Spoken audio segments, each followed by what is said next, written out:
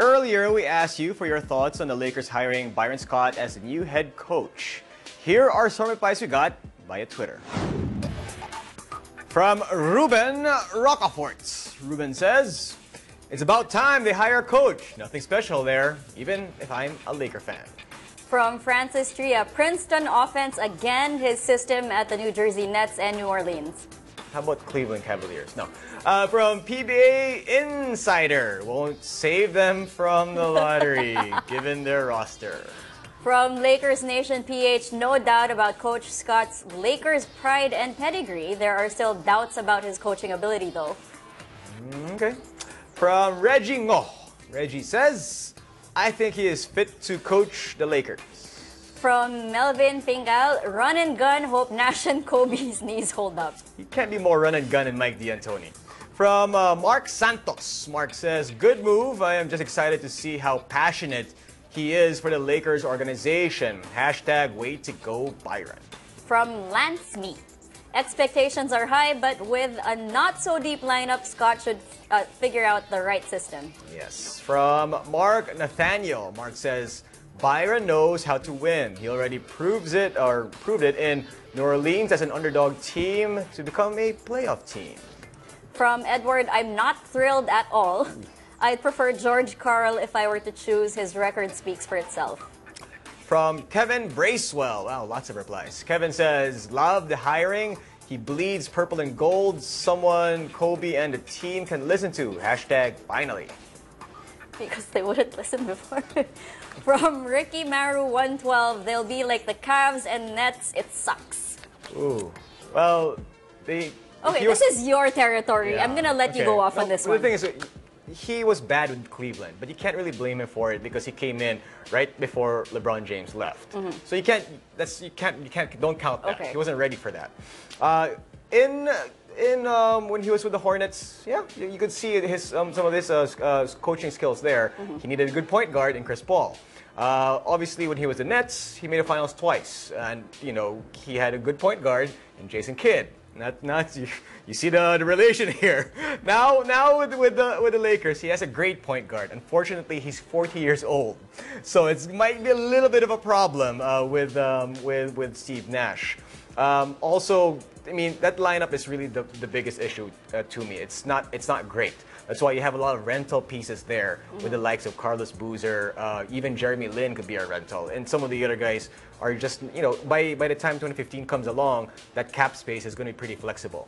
Now, as far as Byron Scott actually becoming a coach, when I was still living in LA, I actually was talking to one of my office mates, and it was when the Lakers and the Nets were in the finals. And we both said, I would love it if Byron Scott were to come home to LA and coach the Lakers. Yes, we said it back in 2002. Obviously, Phil Jackson was the coach back then, so we thought, okay, after Phil Jackson, who would be the perfect guy to come back?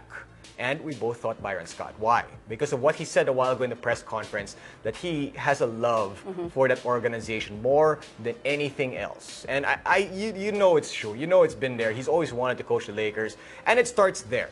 And he understands what the bright lights of Los Angeles brings. He understands that, the microscope that he'll be under. He understands that. Now, is he a great coach? No, he is not. But it doesn't mean he can become a great coach down the line. So what he needs is the right pieces. So him and Mitch Kupchak have to work together. But right now, it's a good move, not a great move, but a good move because you have his former teammate, Kobe Bryant. That's how old Kobe Bryant is. His former teammate is now his coach. Hey, Jason Kidd did that, just not with his former, whatever. Anyway. Imagine that. So it's really basically to keep Kobe happy for the final 2 years of his contract with the Lakers, and also for the future build. Because if it works out, then great. You continue. If it doesn't, then you could still change. But if I were the Lakers right now, you don't want to keep on changing because obviously that hasn't worked since Phil Jackson left. So it's going to be interesting to see how this season rolls out because they don't have a great lineup. Nope. They have a lot of pieces there that are probably playing for a contract. Jeremy Lin and Carlos Boozer. So those are guys that you want to watch out for because they're getting them for not that bad a price. And you know, if they come up with breakthrough performances, and then Nash has a swan song and Kobe's back with a vengeance, you never know what's going to happen. But it's the Western Conference, so you know, good best scenario for the Lakers, 8th seed. Yeah, best scenario. Okay. Whoa. Yeah. I will say this though. I still want Nash to win a ring. Oh, yeah, that would be great. I really don't know if it's gonna happen, but I do want Steve Nash to win a ring. He's on my list. But I also his welcome back to the Lakers. Oh yeah. When you have Magic Johnson, yes, Kareem Abdul-Jabbar, yes, like that whole I think it's also the Lakers organization's way of reminding people of the greatness of the Lakers. Okay. Not that you need any reminder, more like a boost considering how things turned out. Okay, you know what? I'm glad you actually brought that up because yes, they're the Lakers. It's Los Angeles. Free agents should love coming to LA, right? I mean, it's given. You should love it. However, why did Dwight Howard leave?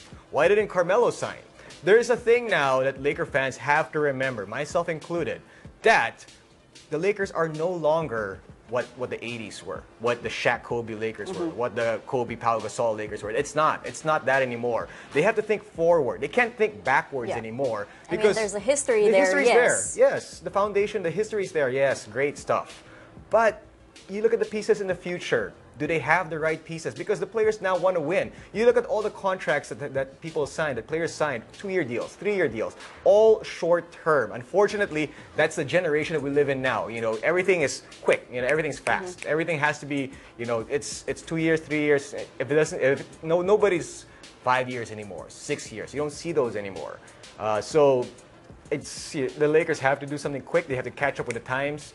And I mean, the glory years, well, thankful for them, but hey, we got to move on.